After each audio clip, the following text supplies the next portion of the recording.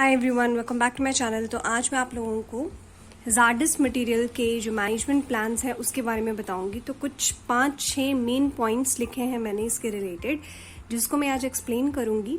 तो वीडियो बहुत ही ज़्यादा इन्फॉर्मेटिव होने वाली है, क्योंकि हर हॉस्पिटल में, हर लेबोरेटरी में हजार्डस मटेरियल की हैंडलिंग होती है। ठीक है, तो आप बेसिकली क्या करेंगे और क्या चीज़ें रिक्वायर्ड हैं इसमें, वो सारी चीज़ें आज मैं एक्सप्लेन करूंगी। तो वीडियो को एंड तक देखना, बिल्कुल भी स्किप मत करना। और वीडियो शुरू करने से पहले मैं आपसे रिक्वेस्ट करना चाहती हूँ, मेरे चैनल पे मेंबरशिप चल रही है, और अगर आप मेरे चैनल के कंटेंट को सपोर्ट करना चाहते हैं तो ज्वाइन बटन पे क्लिक करके मेंबरशिप को आप ले भी सकते हैं। ठीक है, मेंबरशिप जो है वो 3 पार्ट्स में डिवाइडेड है। तो चलिए आज हम ये टॉपिक कवर करते हैं, हजार्डस मटेरियल का मैनेजमेंट प्लान।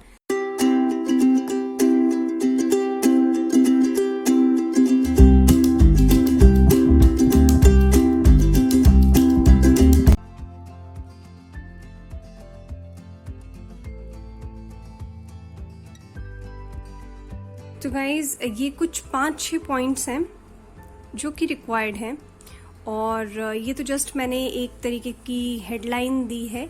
इसका जो कंटेंट है वो मैं अभी आपको एक्सप्लेन करूंगी। तो सबसे पहले जो है वो आपने हजार्डस मटेरियल को बेसिकली आइडेंटिफाई करना है अपने हॉस्पिटल में। ठीक है, हजार्डस मटेरियल से मैं एक और वीडियो इससे पहले भी बना चुकी हूँ, तो आप प्लेलिस्ट में जाके चेक कर सकते हैं कि वो क्या होता है। ठीक है, तो इसलिए आज मैं यहाँ पे एक्सप्लेन नहीं करूंगी कि हजार्डस मटेरियल क्या है, सीधा मैं इसमें क्या मैनेजमेंट प्लान्स होंगे उसके बारे में बता रही हूँ। तो सबसे पहले तो आपने अपनी ऑर्गेनाइजेशन में हजार्डस मटेरियल को आइडेंटिफाई करना है। ठीक है, और उनको आइडेंटिफाई करने के बाद एक लिस्ट क्रिएट करनी है और डॉक्यूमेंट करना है कि कौन कौन से आपके पास हजार्डस मटेरियल आपके हॉस्पिटल में, लैब में अवेलेबल है। ठीक है, तो सबसे पहले तो आपने आइडेंटिफिकेशन कर ली, तो आप क्या करेंगे, एक प्रोसीजर क्रिएट करेंगे इसी का ही। अब प्रोसीजर में आप क्या चीज़ें इंक्लूड करेंगे वो मैं आपको बता देती हूँ कि आप जब हजार्डस मटेरियल का एक प्लान बनाएंगे, एक प्रोसीजर बनाएंगे, तो आप उसमें क्या चीज़ें इंक्लूड करेंगे। तो सबसे पहले इसमें आएगी सॉर्टिंग। ठीक है, आप कैसे सॉर्ट करते हो अपने हजार्डस मटेरियल को। तो सबसे पहले तो लिस्ट आ गई आपकी कि आपने उसकी आइडेंटिफिकेशन की, देन आप लिखेंगे सॉर्टिंग, उसकी सॉर्टिंग कैसे की आपने, फिर आप स्टोरेज कैसे कर रहे हैं। ठीक है, उसकी हैंडलिंग क्या है, देन उसका डिस्पोजल मैकेनिज्म क्या है कि आप उसको डिस्पोज ऑफ कैसे करते हैं। देखिए, हर चीज़ की जो डिस्पोजल है वो अलग होती है। ठीक है, तो हजार्डस मटेरियल का जो मैकेनिज्म है वो डिफरेंट होगा। तो आपने ये चीज़ लिखनी है कि आपका जो मैकेनिज्म है हजार्डस मटेरियल को डिस्पोज ऑफ करने का वो क्या है। ठीक है, उसके बाद आपने जो आपकी स्पिल मैनेजमेंट आपने सुना होगा। ठीक है, तो आप स्पिल को कैसे मैनेज करेंगे उसके बारे में आप डिटेलिंग देंगे और स्टाफ को ट्रेनिंग देंगे जो भी इसमें इंक्लूडेड है। ठीक है, जो भी इसका मीन्स जो भी आपकी टीम होगी जो ये हैंडल करती है उसको प्रॉपरली ट्रेनिंग देनी बहुत ज़रूरी है। ठीक है, इसी में ही जैसे कि आपके ब्लड या बॉडी फ्लूइड्स हो गए, माइक्रोबायोलॉजिकल कल्चर्स हो गए, जैसे जो भी आप कल्चर यूज़ करेंगे माइक्रोबायोलॉजी में।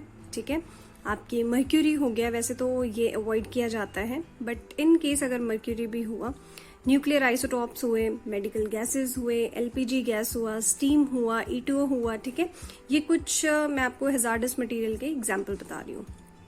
तो आपने इस तरीके से इसको आइडेंटिफाई करना है, लिस्ट बनानी है। उसके बाद आपने क्या करना है, रिस्क एनालिसिस। अब रिस्क एनालिसिस जो है, आपने हीरा सुना होगा।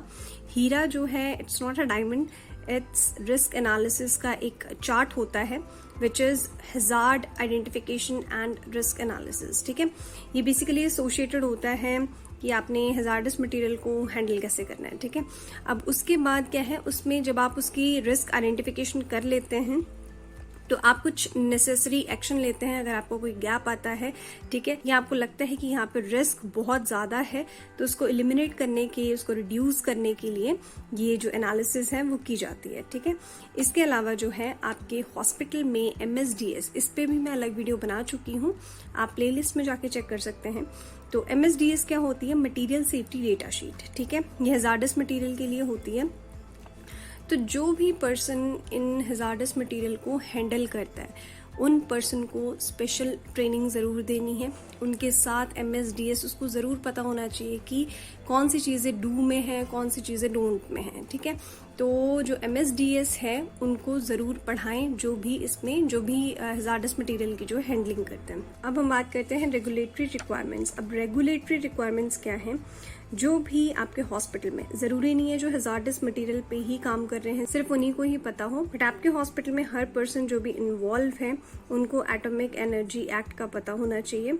और ये बेसिकली नॉर्म्स होते हैं जो कि इशू किए जाते हैं EERB के थ्रू। ठीक है, EERB क्या है? Atomic energy regulatory board. ठीक है, और हाँ, इसके अलावा जो है स्पिल मैनेजमेंट। अब स्पिल के बारे में मैंने आपको बताया, स्टार्टिंग में ही मैंने यहाँ कवर कर दिया था कि आपने स्पिल को कैसे मैनेज करना है, डॉक्यूमेंटेड प्रोसीजर में लिखा होना चाहिए। ठीक है, तो बेसिकली स्पिल मैनेजमेंट। अब स्पिल जो होते हैं वो 2 तरीके के होते हैं, एक मेजर होता है, एक माइनर होता है। ठीक है, अब वो आपको आइडेंटिफाई कैसे करेंगे उस पर मैं अलग से वीडियो बनाऊंगी, बट यहाँ पे जो है आपने प्रोसीजर में स्पिल मैनेजमेंट लिखनी है कि मेजर क्या है, माइनर क्या है, और उसको मैनेज कैसे करेंगे अगर मेजर स्पिल हो जाती है या माइनर स्पिल हो जाती है। ठीक है, तो स्पिल मैनेजमेंट जो है वो भी आपके हॉस्पिटल में इनकी मॉक ड्रिल्स, इनकी ट्रेनिंग्स रेगुलरली हो, क्योंकि स्पिल आम बात है हॉस्पिटल्स में। ठीक है, इसके अलावा आपके हॉस्पिटल में हज़ार्डस मटेरियल की स्पिल के लिए, जैसे कि आपने सुना होगा स्पिल भी बहुत तरीके की होती है। ठीक है, केमिकल स्पिल्स भी होती हैं, तो स्पिल जो है हज़ार्डस मटेरियल की स्पिल्स भी होती हैं। ठीक है, तो स्पिल जो है वो बहुत टाइप्स की होती हैं। तो स्पिल को मैनेज करने के लिए आपके पास जो है एक किट होनी चाहिए। अब वो किट क्या है? Hazmat kit, HAZMAT। ठीक है, अब हैजमेट किट के भी बहुत सारे कंटेंट्स होते हैं। तो हैजमेट का मतलब ही हज़ार्डस मटेरियल है। ठीक है, तो इनकी हैंडलिंग के लिए, स्पिल की हैंडलिंग के लिए, उनकी मैनेजमेंट के लिए आपके ऑर्गेनाइजेशन में हैजमेट किट होनी बहुत ज़रूरी है। ठीक है, अब last but not the least आपकी ट्रेनिंग। तो जो भी आपके हॉस्पिटल में हज़ार्डस मटेरियल को हैंडल कर रहा है उनकी ट्रेनिंग्स होनी चाहिए, स्पेशल भी होनी चाहिए इन हाउस। ठीक है, और अगर एक्सटर्नल कोई स्पिलेज की कोई ट्रेनिंग करवाता है तो आप उनको वहाँ भी भेजें, क्योंकि देखिए जब एजुकेशन जो है ऐसी चीज़ है, आपको कोई न्यू चीज़ सीखने को मिलती है। राइट, आप कहीं भी जाएं, आप इवन एक ऑर्गेनाइजेशन से दूसरे ऑर्गेनाइजेशन में भी मूव करते हैं तो बहुत सारी पॉलिसीज़ और प्रोसीजर्स जो हैं वो आपको नए देखने को मिलते हैं। तो इसी तरह से जो आपकी ट्रेनिंग है, स्पेशल ट्रेनिंग्स वो भी करवाएं अगर बाहर कभी एक्सटर्नल होती है तो। ठीक है, तो ये कुछ मोटे मोटे पॉइंट्स मैंने आपको बताए कि आपने हज़ार्डस मटेरियल की मैनेजमेंट प्लान कैसे बेसिकली करना है। ठीक है, तो आइडेंटिफिकेशन होगी, डॉक्यूमेंटेड प्रोसीजर बताया मैंने, उसमें सॉर्टिंग होगी। ठीक है, देन लिस्ट होगी आपकी, और मैकेनिज्म होगा, रिस्क एनालिसिस जो है, हीरा है। ठीक है, आप हीरा को एक बार अच्छे से प्रैक्टिस कर लीजिए। ठीक है, रिस्क एनालिसिस को। देन रेगुलेटरी रिक्वायरमेंट्स AERB की हैं, देन स्पिल मैनेजमेंट और ट्रेनिंग्स। ठीक है गाइस, तो हर एक चीज़ अगर आप चाहते हैं कि मैं डॉक्यूमेंटेड प्रोसीजर कैसे बनता है और सॉर्टिंग कैसे होती है, मैकेनिज्म क्या है वो बताऊं, तो डेफिनेटली आपको आगे आने वाली वीडियोस के लिए वेट करना होगा। बट एनीवेज ये चैनल को अगर आप फॉलो करेंगे तो आपको हेल्थ केयर क्वालिटी से रिलेटेड बहुत सारी चीज़ें सीखने को मिलेंगी। ठीक है, तो चलिए गाइस, आज के लिए बस इतना ही। उम्मीद करती हूँ आज का टॉपिक आपको इन्फॉर्मेटिव लगा होगा। अगर इन्फॉर्मेटिव लगा है तो प्लीज़ एक लाइक ज़रूर कर दें मेरी मोटिवेशन के लिए, और अगर आपने वीडियो को एंड तक देखा है तो सब्सक्राइब किए बिना मत जाना, क्योंकि इससे भी मुझे मोटिवेशन मिलती है। ठीक है, तो लाइक करें वीडियो को और सूटेबल ऑडियंस के साथ इसको शेयर करें और सब्सक्राइब करें मेरे चैनल को। बेल आइकन को दबाना बिल्कुल मत भूलें, क्योंकि आपको नोटिफिकेशन जो है वो सबसे पहले मिलेगी। तो चलिए guys, bye bye, take care and stay safe.